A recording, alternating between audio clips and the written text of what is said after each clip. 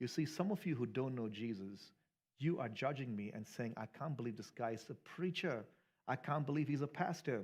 Listen, I'm being extremely transparent and honest with you and saying, I've got areas in my life where God had to save me, where he has to save me, and where he will have to continue to save me. And like I said in the beginning, we've got to get real with areas where our heart has not been right. And that's why we need a doctor, we need a savior who not only changes what we do, but he's able to change why we do what we do.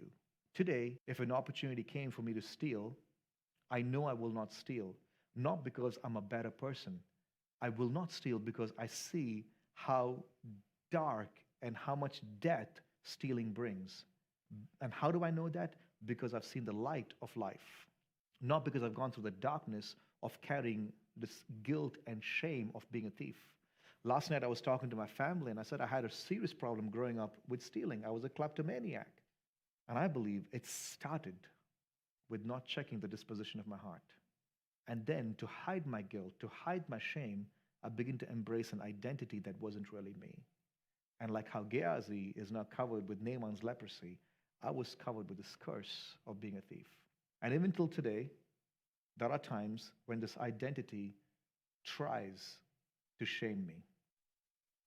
But I know that Jesus has taken away my sin. Jesus has forgiven me and has given me a new identity. So I'm able to talk about my failures and say, that's who I was. And that's not who I am today because God has brought me this far and he's healed me and forgiven me enough that I can share with you what I walked through so you can examine your heart and see areas where you are still carrying your leprosy of sin and give it to God. Sure, you cannot go back to the person that you've hurt, but you can go to God. Like David says, against you and you alone have I sinned. And God says, and I will forgive you.